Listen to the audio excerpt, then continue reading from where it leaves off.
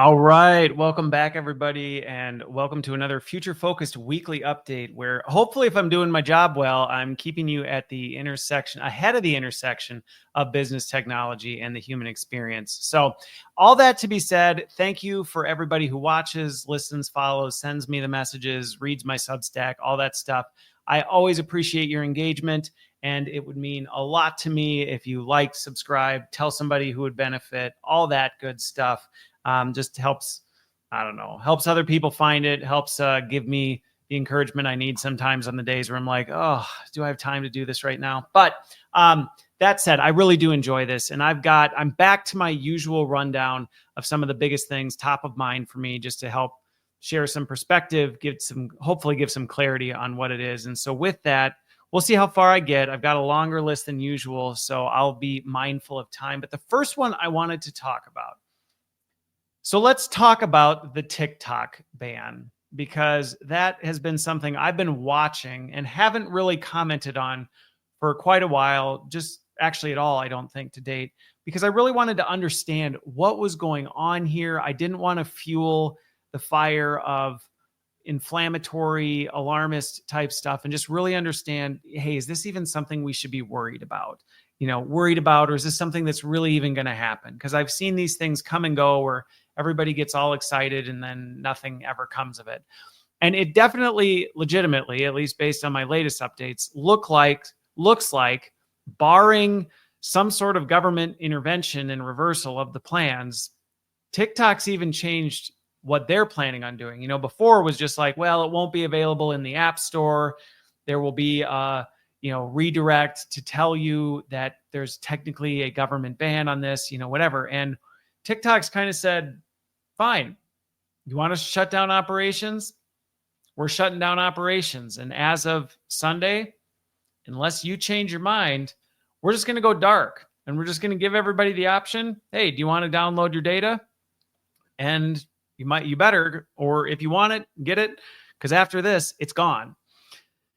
And watching this whole thing unfold has been interesting. And I think one of my biggest frustrations is that what I often see presented in the headlines, I just don't feel is an accurate representation of the complexity of what's really going on. And I think that's from both sides. So, anybody who's watched or listened to me for long knows that if you're looking for me to take a hard stance on one side, they do pop up every once in a while, but it's rare. And even when I do, there's usually but I can at least see where the other side's coming from. This one to me is messy. And, I look at what originally some of the concerns were, and it already raised my eyebrows a little bit when, immediately he's like, we're going to ban TikTok out of fear of China, which to me is just already wrought with, can you go deeper than that? Because we consider them as a country, an adversary, but we also really don't, because we also do all this business with them. So already you're kind of propping China up as an entity that isn't even really an accurate representation of how we treat them, because we're very diplomatic and do a lot of work. So already it was wrought with what's really going on here. And I understand some of the legitimate concerns that people are raising about TikTok. I understand them. It can seem concerning for what may be seen as an adversarial country or empire having loads of data on the American people. I get that. And so I think that's where, it can make sense to say, so let's understand that. But as I was watching this unfold, and one, there were a lot of questions that I think should have been being asked that weren't asked. And then a lot of the questions that were asked, like, aha, we got you, they were given really reasonable answers for things. And there's a lot of inconsistency with it. And I struggle with this because I go, so we're going to ban TikTok and to be clear, I'm not even on TikTok. I know my wife likes TikTok. I know lots of people love TikTok. I see value in TikTok. More people search things on TikTok. It's great for getting information around, but it also comes with risk, like any technology. So I understand the arguments on both sides. I see the people who are going, TikTok being banned is going to destroy my livelihood. And I'm like, well, I understand that there are people that's going to happen to. I think that's part of the name of the game of whenever you put all of your eggs in one basket that isn't really even your basket, that's a risk you're always running. On the flip side, I see people who are like, TikTok's evil and they're, brain rotting everybody on the planet and wasting all our time, and it's owned by China and they're going to steal our data and use it to take over the world. It's like, well, I mean, I understand wanting to exercise data protection. I understand wanting to guard the American population. I understand, this, but I also don't think it's as big of a risk as we're seeing. And the greatest irony, if you haven't been following this trend, that to me just shows why you don't go about this the right way and why banning or compliance never works. So if you've watched this, my wife has been sending me countless videos of these things. So there's this app, I don't remember the name of it, but it's an actual Chinese app. It's all in Mandarin. It's run and governed by the Chinese government. And everybody has jumped off TikTok and jumped over to this new app where they don't even understand the language. They don't understand the culture. It actually is moderated and overseen by the Chinese government. So literally all the data that people are putting in here is, whatever. And so it's like, so you were trying to protect the American people and all you did was actually push them into potentially an even more vulnerable position. And I think that's just what happens when we try and make these sweeping type decisions where we go, I don't like this. Because really at the end of the day, it's a combination of I don't like this or I'm afraid of this. And I think the other part that is very much behind this, because you can see this even in the inconsistency, is there's a lot of money changing hands and influencing this decision, because we certainly are not applying the kinds of risk mitigation factors. We're not banning companies who are harvesting massive amounts of data on the American population. We're not doing that universally. We're certainly not doing it with US-based companies, let alone any companies. But for some reason, we've got our sights set on TikTok and we want them out. And I think there are a lot of players. I was reading an article the other day about who are the big social media platforms, who are the big tech companies that are going to benefit greatly if TikTok in the US no longer exists. And I don't know. I'm actually really curious. If you listen to this, I'm always fascinated talking with people about this because I have so many mixed feelings about it and I don't have a big stake in it. I'm not on TikTok. I really don't care about TikTok. It's not something that I've really ever valued or invested in or actually even ever signed up for. So for me, it's like, okay, the thing that everybody loves is going to be taken away. It doesn't affect me personally, but I do think it can, if we move forward with this, set a concerning precedent that certain things, if we just don't like them, if certain people decide they don't like them, even if their logic doesn't make any sense and everyone's going, you have a double standard here. Like, what is going on?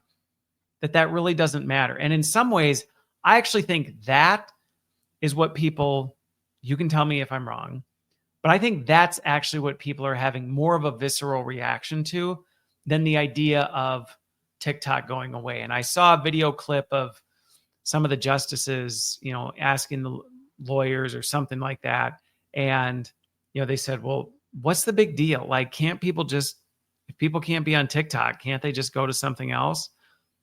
And first of all, I think that's a stupid thing to say. I understand where it comes from, because if you don't understand TikTok, and honestly, even me, my initial reaction was, what's the big deal? But then if I think about it and something that I get a lot of value out of, or I really enjoy, and I think this justice used an example of like, I may love my old shirt, but my old shirt has holes and whatever. And so my wife tells me to get a new shirt, and I might not want to, but when I get a new shirt, it's fine. And I don't really think about my old shirt once it's gone. And I get that can be really offensive, but there is some truth in that ultimately, is the world going to stop if on Sunday they turn off TikTok? No. So if you're in the camp of absolute panic and you think this is the end of the world, that if we lose TikTok, it'll be okay. People will move on to other things. They'll change directions. I certainly don't think it's going to go the way some of these big tech players go. People aren't going to fly back to Meta in droves because they lost TikTok. We're already seeing people didn't do that. They literally went to an app run by the Chinese government in Mandarin that they don't even understand. And they're choosing to do that. And Duolingo sales are like through the roof because people want to learn Mandarin. People would rather do that than go back to Meta. And this is why sometimes I look at the decision-making and the logic behind this. But my point in saying this was, if you're somebody who's freaking out about the loss of TikTok, hang in there. It'll be okay.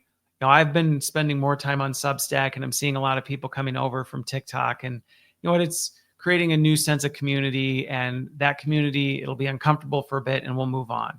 But I also don't want to dismiss that this kind of stuff isn't fun, and going through change, and especially when you know that it's not for, at least not completely, reasonable or logical reasons. And I do think it sets a dangerous precedent. And I do understand where people are going, so what?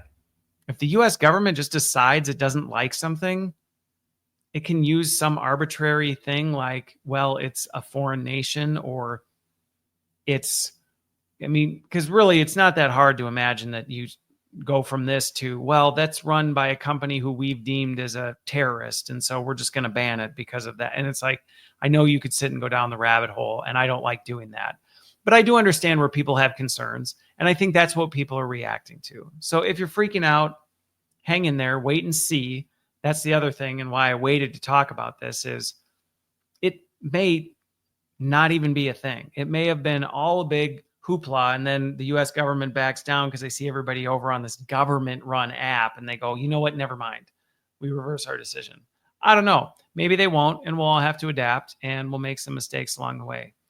But I think for leaders, there's some real lessons here. Leaders, whether you're leading a company, whether you're leading as a parent, whether you're leading as another thing, is this kind of stuff, this kind of approach causes far more damage, and you will never achieve the outcome that you're actually trying to achieve. Let's just hypothetically say Zuckerberg and his lobbyists were behind a lot of this. Is Meta going to grow as a result of it? Maybe a little bit. Probably not what they're anticipating. Probably not worth the money they spent, if they did, on lobbying to get rid of all this stuff. So did they accomplish that? No. If it really was about protecting people's data and protecting the American population, did we achieve that goal? No. If anything, we made it worse. Everybody's jumping ship over to Lord knows what apps, and doing who knows what on these different things as a result. So did banning it work? No. It's frustrating to watch.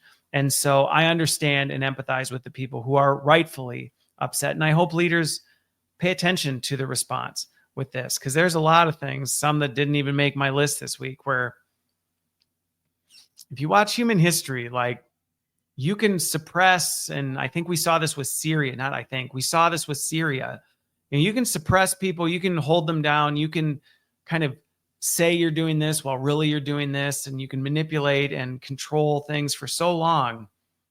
But eventually, the cracks in the foundation just blow out, and everything comes falling down, and it ends up being a much bigger mess than it needed to be. And if anything, this TikTok thing, I think, is going to create far more problems than it ever solves. So I will probably do an update next week, because I am really curious to see if they actually go through with it and see what the repercussions are.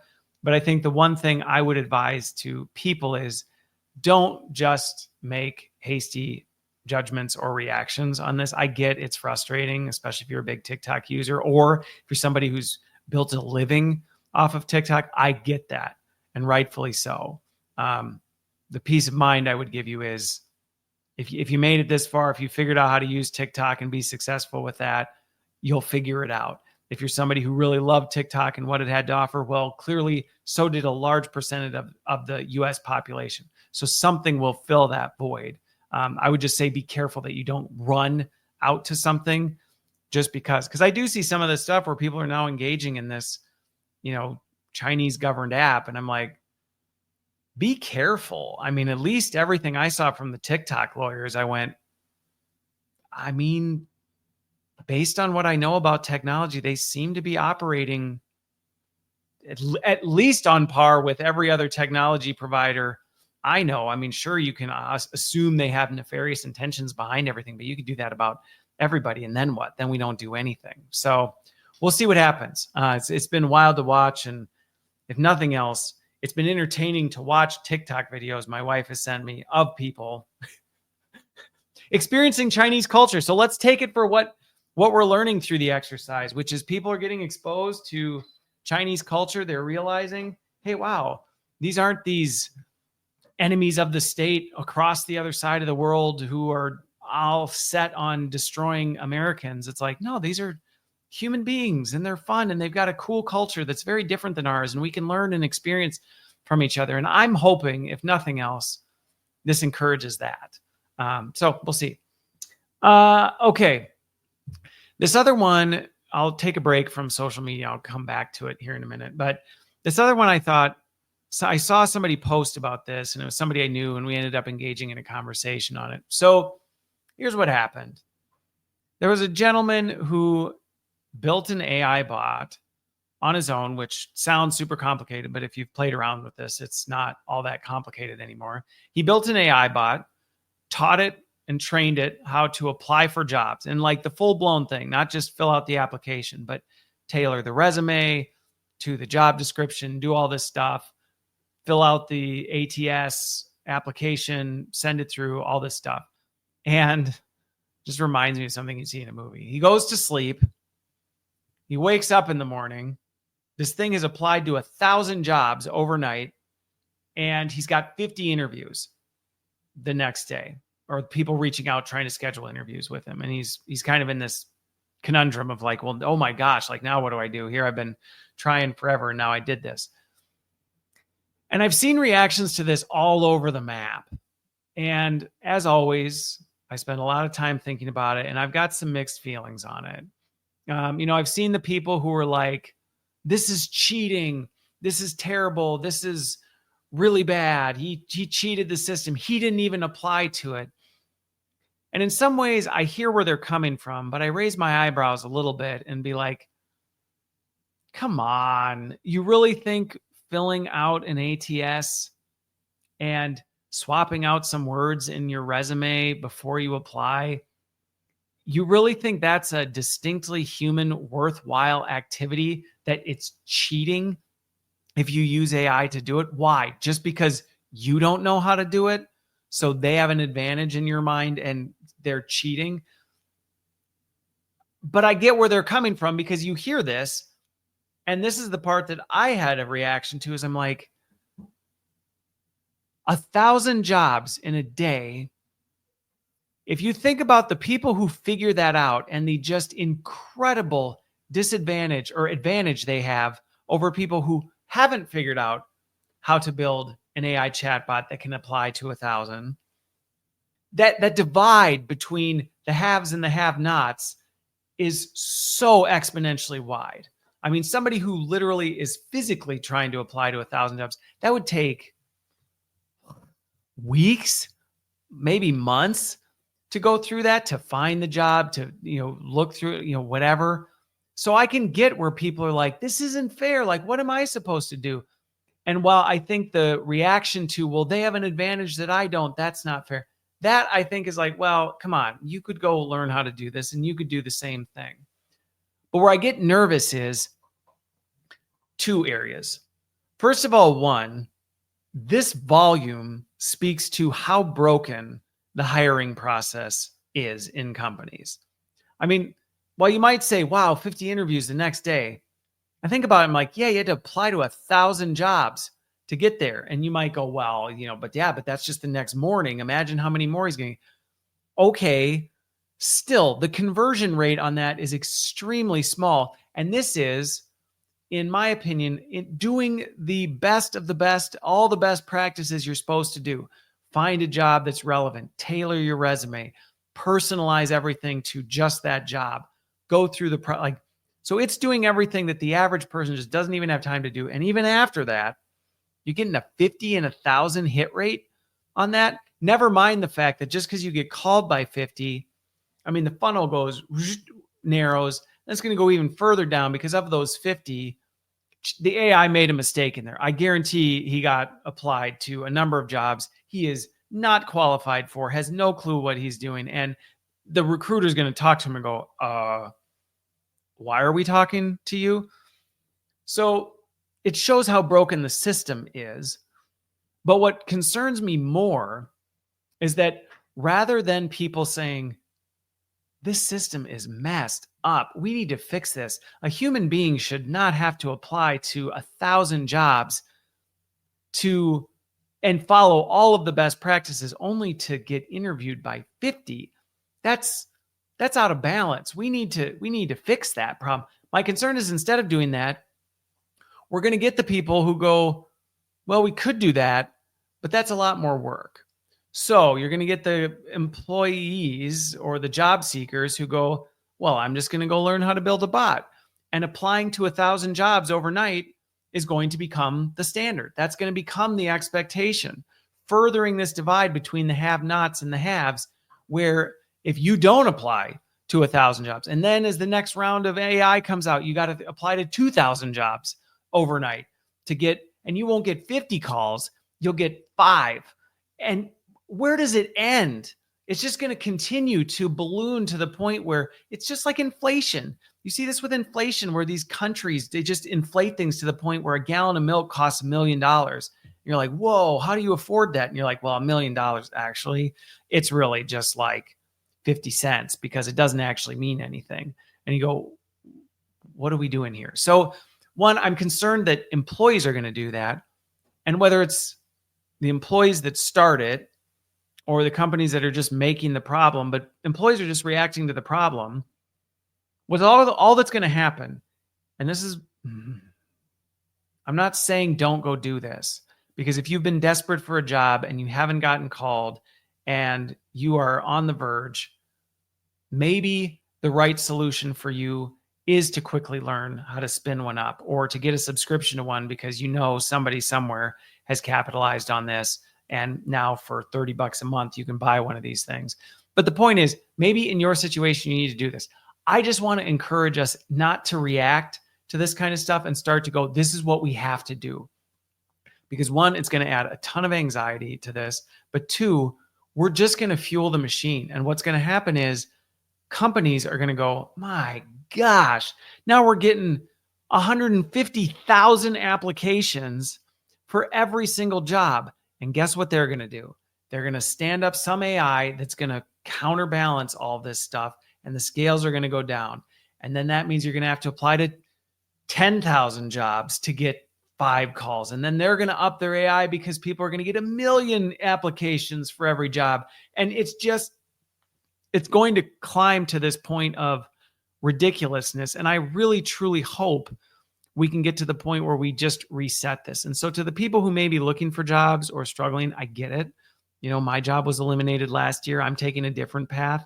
And maybe that's what you need to do. Maybe you need to go, you know what, screw this whole job application thing. I'm not going to go that route. I'm going to do something different. Or maybe you need to go back to a more analog version of things, which if you listen to my predictions things last week, I think this boom of tech and the ridiculous pace it's got us on, I think we're going to see a lot of things start to go analog. And that may be your competitive advantage. Maybe you go, I'm not buying this crap. I'm not going to apply to 1,000 jobs that 970 of them I have no interest in to get called by 50 jobs I don't want anyway. Really, now you're just participating in the stress and anxiety associated with that.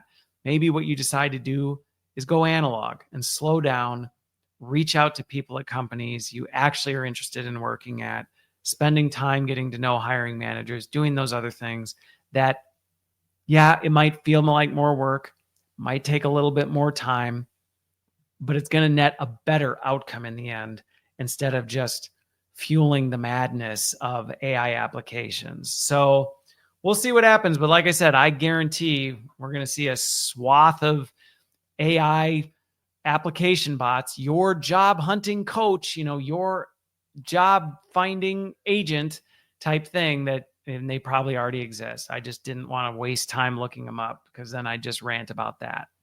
Okay. So let's talk about some Meta here. We talked about them a little bit based on some of what I think is heavily influencing some of this TikTok stuff, but Meta is all over the news right now for a number of things. So one, we've got this whole community notes thing going on that people are super upset about, and they're adopting the X thing. They're not going to use fact checkers because I understand potentially why. I think there can be some value coming from this. I also understand the feelings of people who are having a visceral reaction to this. It does raise the whole thing of like, what universal standard are we using to determine where quality comes into play? And when we just allow the masses to kind of decide based on this, and is it really objective? And I don't know enough details about the process they're following for community notes. I think there can be value in it if executed properly. So on this topic, once again, it's not here yet. So I don't have a whole lot to weigh in on. And I also haven't really seen how it'll be implemented. I've seen it done on X, and there are things I don't like about it. But there are also things that I think, hey, you know what? It's still here. But here's kind of what the community says. Why don't you take a look at this? And it's not just some random fact checker sitting in a cubicle at X headquarters. It's the community of users who are saying, hey, we know this is here, but are you also aware of these other things? And it gives people the freedom of choice, which is why I'm a little confused by some of the backlash and the anger around it. It feels a little bit like one of those, you want transparency, you want the opportunity to have more autonomy to make your own choice, and then that's given to you, and we're mad about that because we're concerned it's going to, but I also get it, because then the majority is the one making decisions about things, which always never goes well for the minority. And so I understand when you've been the underserved, the exploited, and suddenly you're like, oh, great. So now the majority, who has historically dogpiled on me, is going to get to community note anything they don't like. I'm stuck again. So I empathize with that. And honestly, until I see it start to play out, I'm not really sure where I sit, because to me, it's going to be an execution less than just, do I hate community notes? Do I think they're a bad idea? Well, I think it's going to be more in the execution of it, but I'm also keenly aware of the risks. And I think while fact checkers, and this goes back to like the job elimination thing, might fact checker disappear? Maybe, but is community note moderator going to become a thing? And I think that's where sometimes people freak out about stuff. And it's like, this is just going to shift, right? There's going to be, oh, we don't fact check anymore. We do community notes, but there are community note moderators that are watching this. And so if you think community notes solves the problem you thought we had, it's not going to. And if you're afraid that community notes is now going to mean the majority can just dogpile on the minority, I think Meta's been around the block enough to be able to at least watch out for that. So again, curious to see how it plays out in execution. The other thing Meta's in the notes for, or in the news, not the notes, in the news for, is the rise and fall of the AI users. If you weren't following this thing, at the end of the year last year, Zuckerberg was all in on, we are going to have AI users. They're going to look and feel like real people, and we're going to flood the market with it. And it, again, just felt like some of this madness where it was like, do you really think this is going to go well? Do you really think people are going to, like, this is going to foster trust and whatever? And it blew up. I mean, the whole thing imploded. People had just a visceral reaction to, these things were fake, they were biased, it was just gross stereotypes, it was not inclusive whatsoever. And so they're pulling back on it. But again, it's one of these, what problem were you trying to solve with this, Zuckerberg? Like, what were you hoping to do? And I get, you could say drive greater engagement. Really though, but like how? In what way? What were you really trying to achieve here? Because is there a world where I could see AI users on Meta being a really good thing? Sure.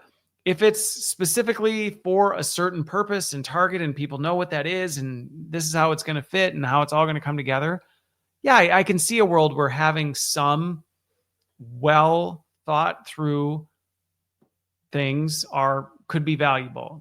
On the flip side, the way it was done in execution was just a complete flop and it's already been rejected. Now, do I think this is going to be something that is not going to, it's going to be like a Hydra?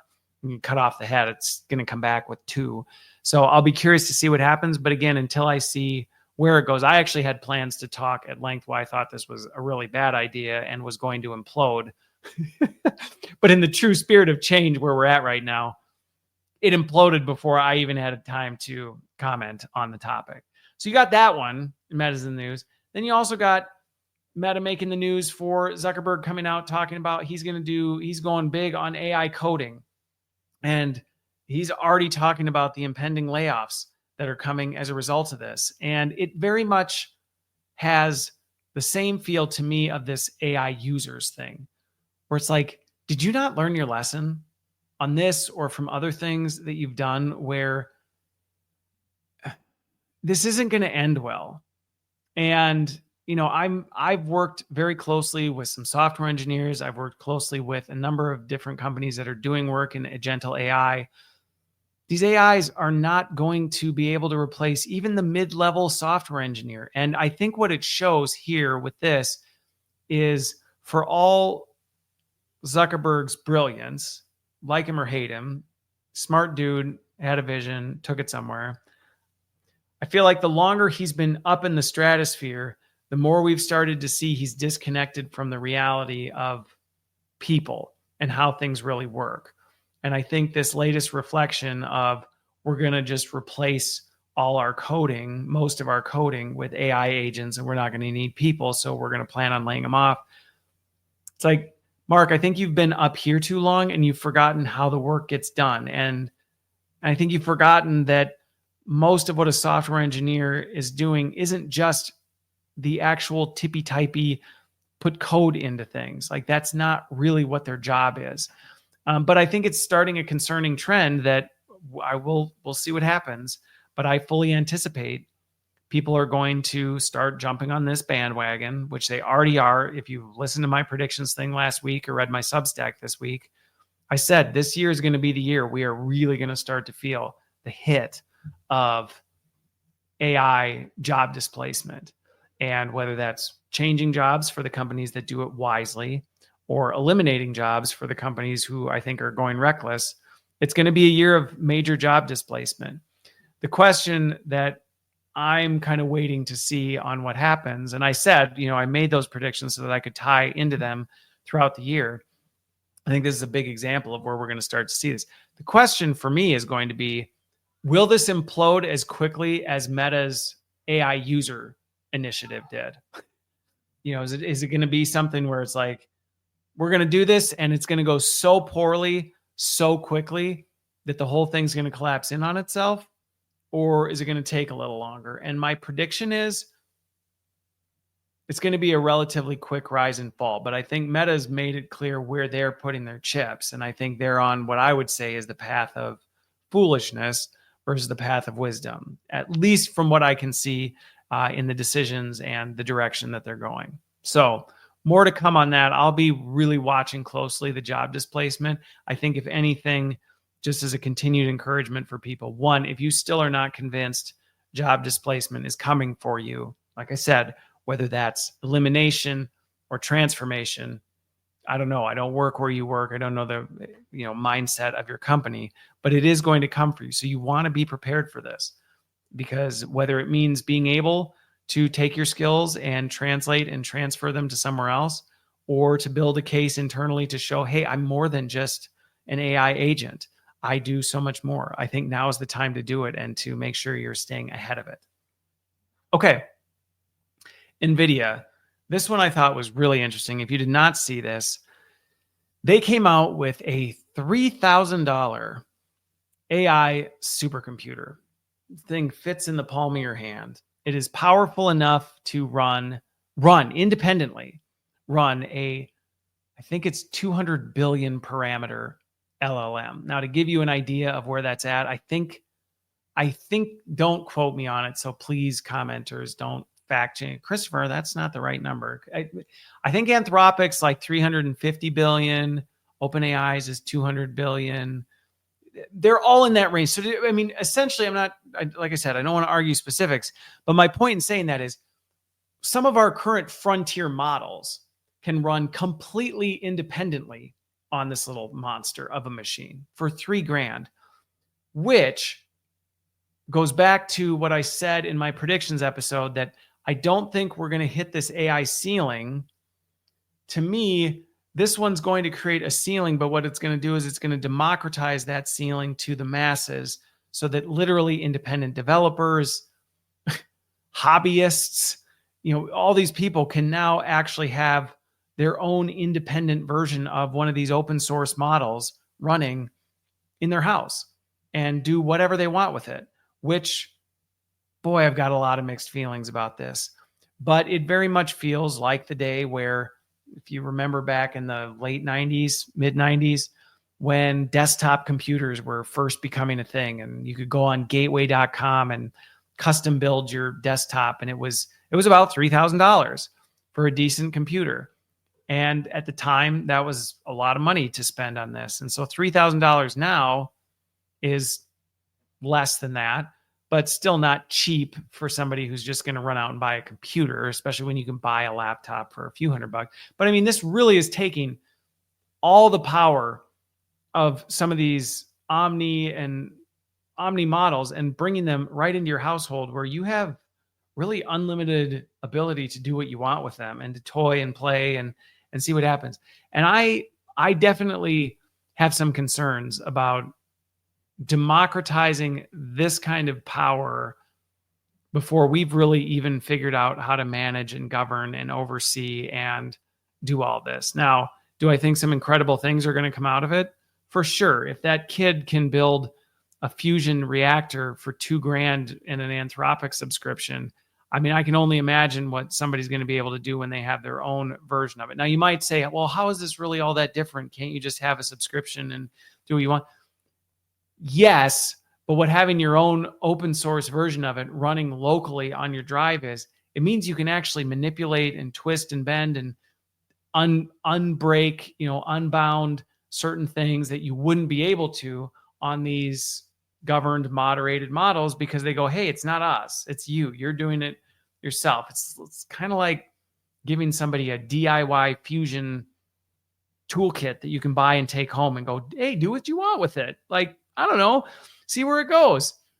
And so I think what I do think this might do is this may radically accelerate the need to govern, what is actually available to the public, because there's a lot of stuff that's open source and a lot of these big models are open source. And I think this may push more governance around, well, whoa, like who's, does anybody remember this? I remember back when I was a kid, one of the big things was, everybody wanted to get their hands on the Anarchist Cookbook.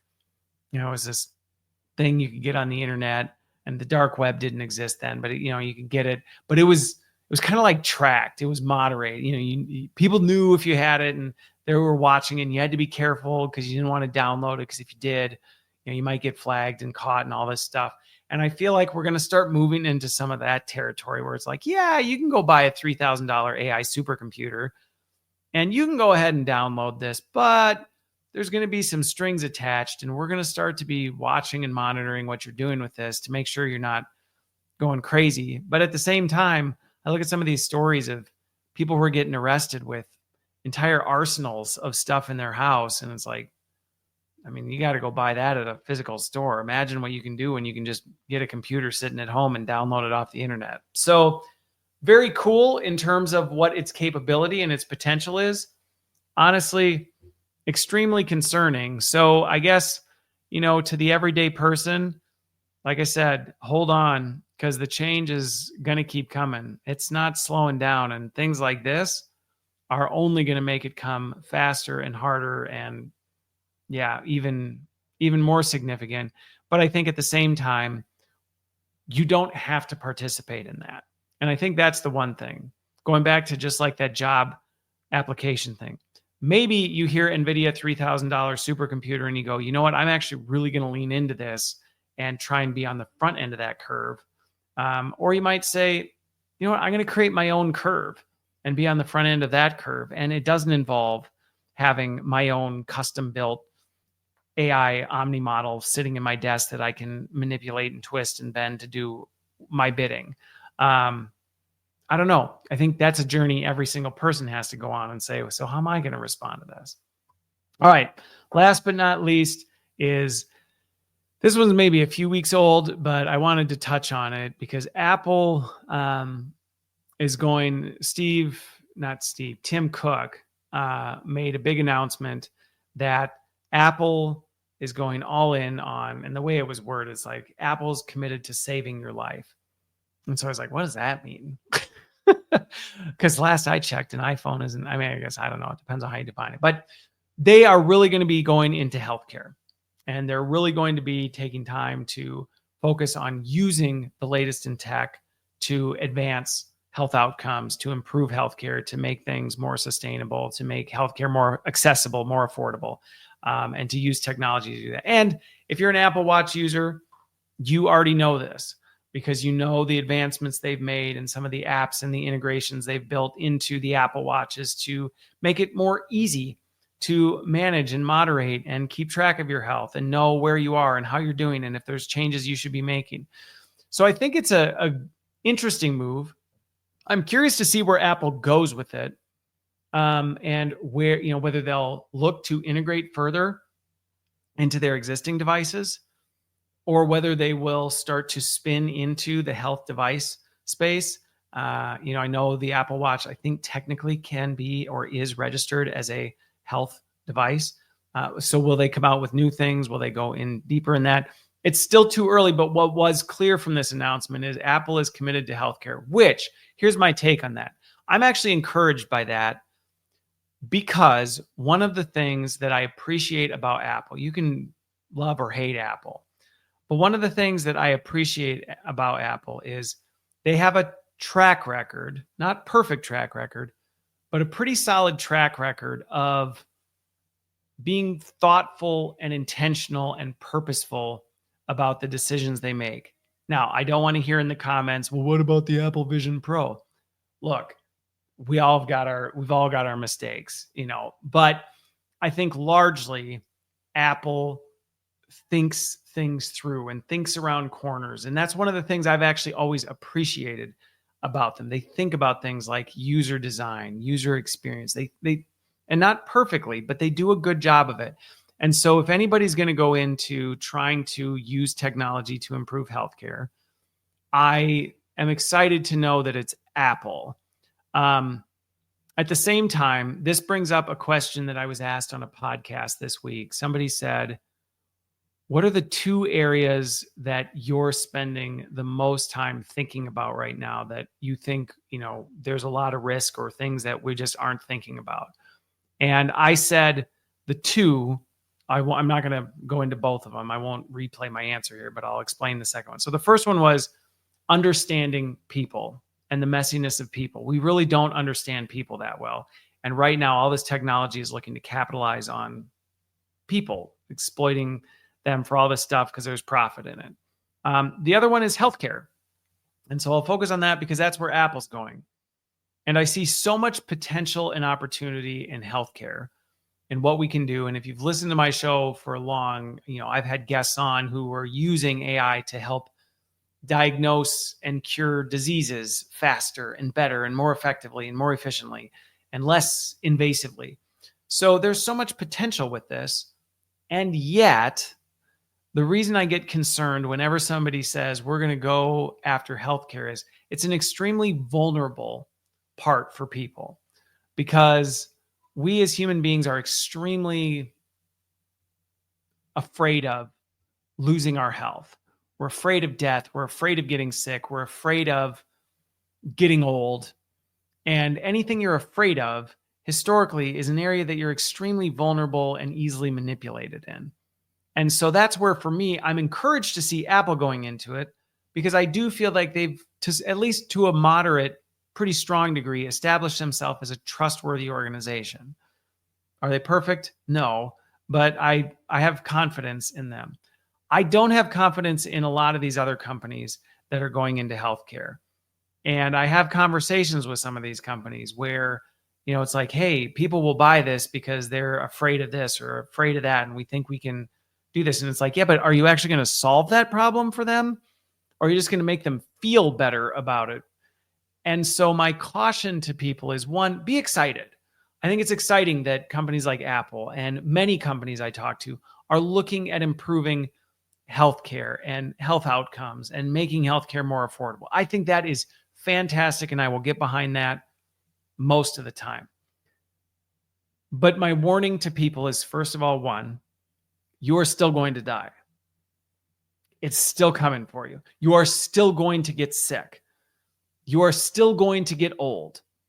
You will not be able to avoid that fate, regardless of where this is going. And I talked about purpose and hope as something that I have very big concerns about as we move into this digital future. But I'm just telling you right now, if you're excited about healthcare being advanced by technology because you think, if I can just hang in a little longer, then I won't have to worry about this or worry about that, or I can no longer think about that, I would not kick that can down the road and avoid thinking about those things and letting those things influence how you make decisions, because you are setting yourself up for a lot of hurt when it doesn't deliver on these promises. And now you've been banking and putting things off because you thought AI or tech or whatever was going to solve this for you. And now it doesn't.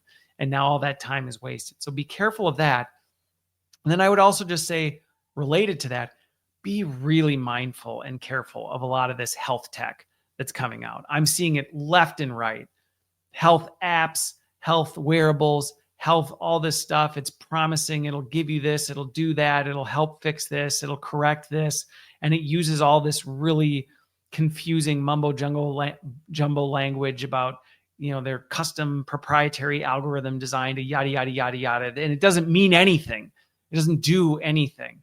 But because we care so deeply and are so afraid of losing our health, we will cling to just about anything that will promise us that it'll fix it for us. And so, one, know that it won't. And two, know that you're vulnerable. Even if you think you're not, even if you're one of those people that's like, I don't care if I die.